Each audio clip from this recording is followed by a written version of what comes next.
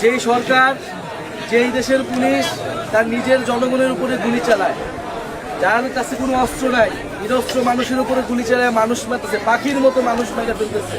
আপনারা দেখছিলেন সেই সকল দৃশ্য।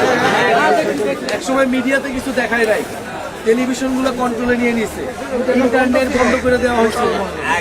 এই পুরা সময়ে এই ধরনের একটা গণহত্যা চালাইছে। তখন আমরা সরকার পতনের ঘোষণা দিচ্ছি, যেই শেখ হাসিনার সরকার আর কোনোভাবেই থাকতে পারে না, আমরা এক দফার ঘোষণা দিলাম এই সরকারকে পদত্যাগ করতে হবে। এর পরবর্তীতে 5ই আগস্ট 2024 গত বছর আমরা লং মার্চ টু ঢাকা আমরা একটা কর্মসূচি দিই। আমরা সারা দেশের মানুষকে, ছাত্র জনতাকে আহ্বান করছি যে আপনারা সবাই ঢাকায় আসেন। এটা আমাদের চূড়ান্ত কর্মসূচি হবে। এই সরকারের বিরুদ্ধে আমাদের লড়াই করতে হবে। সবাই ঢাকায় আসছে সেদিন 5ই আগস্ট সারা দেশ থেকে, এবং সেনাবাহিনী জনগণের পক্ষে নিচ্ছে। পরবর্তীতে গণভবন ঘেরাও করছে সব জনগণ মিলে, আপনারা দেখছিলেন? গণভবন, সংসদ ভবন সব ঘেরাও করছে। মানুষের এত ক্ষোভ ছিল, এবং কোটি কোটি মানুষ সেই যে গণভবনে গেছে।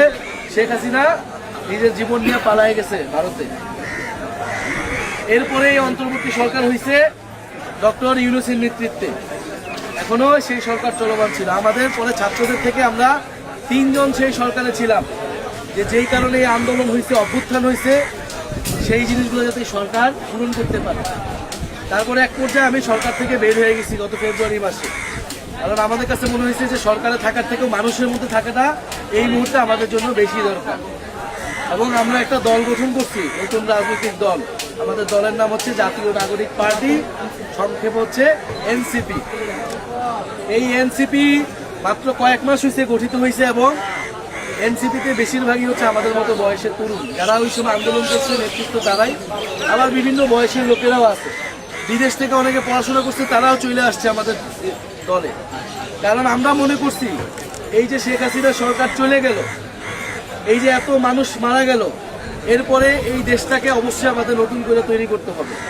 আমাদের দেশের আগের যে এই সকল সমস্যা আমরা গত 15 বছর ধরে ফেস করছি, আপনাদের এই যে বিভিন্ন সমস্যার কথা বললেন, শিক্ষার সমস্যা, স্বাস্থ্যের সমস্যা, প্রশাসনের সমস্যা, দুর্নীতির সমস্যা, এগুলা চিরতরে বাংলাদেশ থেকে দূর করতে হবে।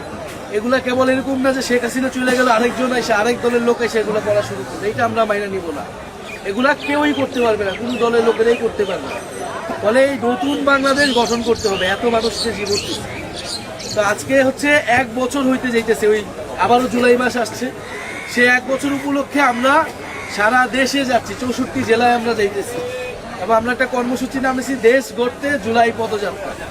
অর্থাৎ আমরা একটা পদযাত্রা করতেছি, হাঁটতেছি, পথসভা করতেছি, মানুষের সাথে কথা বলতেছি, এবং আমাদের দেশ গড়ার যে আহ্বান, যে নতুন দেশ লাগবে, নতুন বাংলাদেশ লাগবে, সেটা বলতেছি।